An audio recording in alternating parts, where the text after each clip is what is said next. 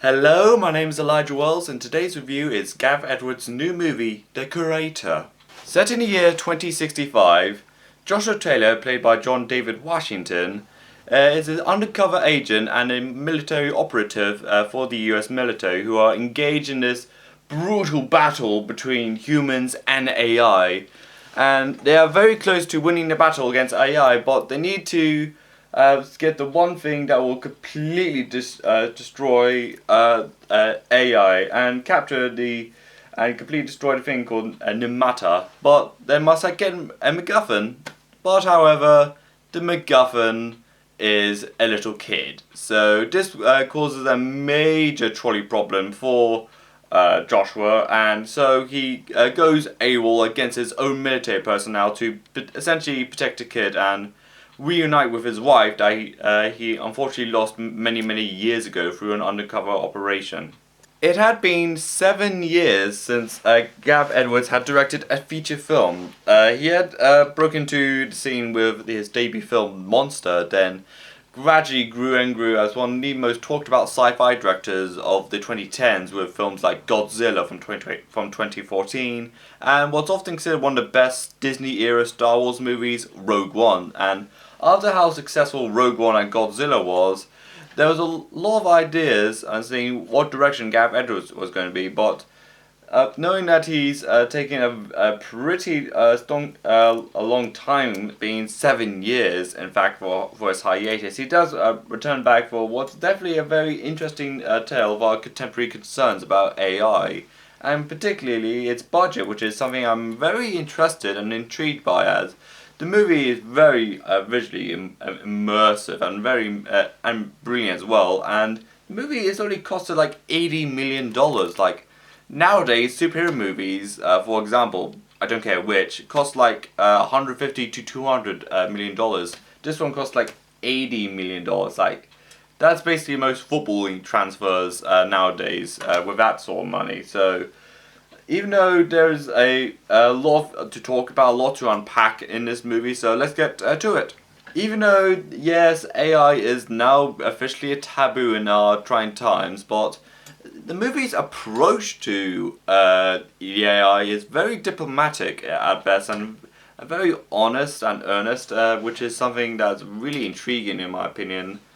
Particularly, it does depict the robots and the AI as something as essentially beings that want to live like a simple, normal life like humans do. Like, they're pretty much into our culture, into our religions, and into our jobs. They're pretty much almost like assimilated themselves in essentially into our world, but without being human, as to speak, like a lot of things are. But this is where a lot of the influences the movie comes from, like Blade Runner and Akira and E.T. and of course, for story purposes, Apocalypse Now, which again, something I do majorly appreciate, and also how it addresses these themes of human relationship with supercomputers and AI is something that is definitely very discussion worthy and very thought provoking at best. So even it does depict the AI, in a somewhat of a very sympathetic light, but not in a way that leans towards the most antagonistic way. The movie visually is gorgeous, and guess who's the visual gorgeousness is behind this? It's the cinematographer Greg Vaser, who has been making a major name for himself, not just for doing Rogue One, which Gareth also directed, being the best shot Star Wars movie out there in my opinion. He also directed the recent Batman movie with Rob Pattinson, the best shot DC movie out there at the moment, and also did shot Dune, which is one of the best shot sci-fi movies out there. And also he did small productions like Lion, which is also a brilliant yet very underrated movie.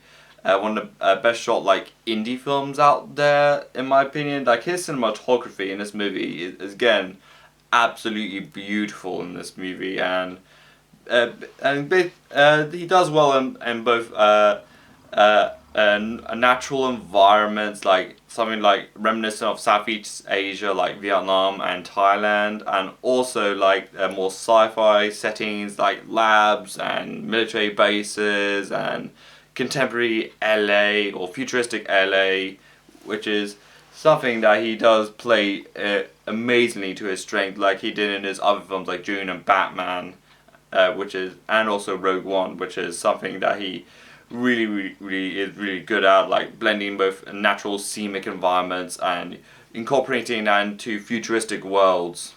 The performances from all around the cast being John David Washington, Gemma Chan, Ken Watanabe, and Alison Gendry, and Madeline Yona Yaviz, if I completely botched her name, but I do apologise. But they've all knocked it out of the park because their performances have been really good in this movie, and also Gav Edwards, who I just now realised, basically made a movie about one or two people or a group of people that are faced in front of a danger that's way bigger. They've pretty much challenged it. They've pretty much been challenged before, or probably never again in their lives. Like Monster, like two people against a monster. Godzilla, like it's mostly Bryan Cranston and some other humans being against Godzilla and the complete uncertainty that it brings. And there's Rogue One being Felicity Jones against something that's bigger than herself, being the dark side or Darth Vader or the Death Star, like something that's almost like towering over them and almost like being like the antagonist being this majorly opposing figure onto them, and how they would eventually succeed on their own right, which is something Gav Edwards, even though he does this throughout his filmography, something that he does definitely play to his own strength. And something that I do really appreciate, which is for me personally, is the needle drop of Radiohead's Everything in Its Right Place before he carries out one of his raids to find one of the science labs, which again is just a chef's kiss. Like I think particularly for the song Everything in Its Right Place from the Kid A album, which is the more experimental, more atmospheric tracks out there. Definitely something that would fit the sci-fi film like this, and this does utilize it to a majorly great effect, as it almost like amps up the characters, not a way that's before like a sports competition, but in a way to prepare them for war, in a more of a sophisticated way, just in a way that's what Radiohead is very famous for. Even though I have did my job on praising the movie, the creator, so far, but it does hit some road bumps here and there. Like, it does take inspirations, I think in a more of a literal sense, like Apocalypse Now, Akira, Blade Runner, and also E.T.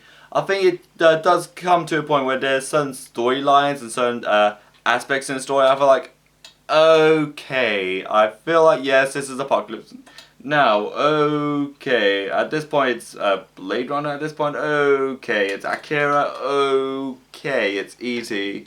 I feel like it's borrowed from so many like some really well-known stories. I think they do it in a way that I feel like, okay, it's kind of obvious, the more obvious storylines from each of these movie series inspired by, but I feel like it was I understand if it's like his homage or his love letter to these movies. Like Rogue One, he said it was an homage to New Hope, which he did say, I think it was in a behind the scenes feature, it was his all-time favourite movie. But again, I absolutely do understand that he's like someone who absolutely adores and treasures sci-fi cinema, but I feel like he does take some bizarre liberties by borrowing some notable storylines from Akira, E.T., Apocalypse Now, and Blade Runner, to the point where it does feel like story feels like it just tingers a little bit on originality, in my opinion. Even though the AI aspect is very spot on in these contemporary times where AI is like a taboo and strikes are going to happen and all that, but something that really annoys me a little bit is just his reliance on his influences, particularly in his the film's narrative.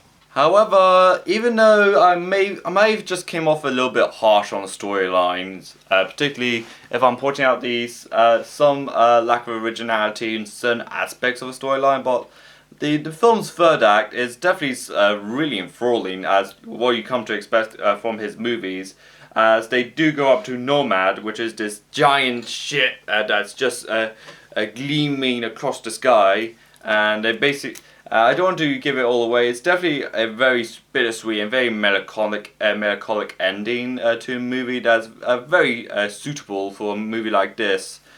And also the designs, even though it does pain me a titty bit, because we don't get to see the Nomad ship, like the interiors, all that much until the third act, unless if it's something like the Niall Blomkamp movie Elysium, where we do explore the ship that's literally hovering above the earth a quite considerable amount of time. But for the creator, I do feel like we do get a lot of world building, particularly in Southeast Asia, which is reminiscent of Vietnam and Thailand, and also a lot of futuristic LA, which is again very downtrodden, very dirty, and very grimy.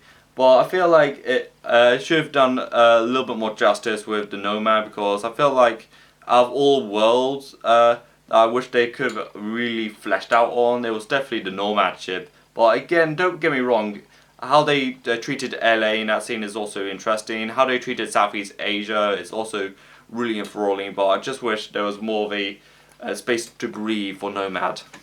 Even though the creator did suffer from some hiccups being some aspects of the film storyline, which does throw back to some familiar territory from my liking. The movie is a very enthralling thrill ride. I'll definitely put you on the edge of a seat. The movie's visual iconography is absolutely gorgeous. Its contemporary ideas about AI is also going to get to your attention, whether you feel sympathetic about AI or completely against AI or on the fence about AI. The performances and the direction are also brilliant. The film cinematography is absolutely gorgeous, and he definitely used the very small, for a sci-fi movie, a small $80 million to his major advantage. And I feel like this is a major stepping stone in Gav Edwards' career, even though he has already become one of the more better known established film directors with films like Godzilla and Rogue One. So I'm feeling a 7 out of 10 for The Creator. So, what do you think of The Creator? Let me know in the comments, like this video, subscribe to my channel, follow me on Twitter and Instagram, and this is Elijah Wells, and bye!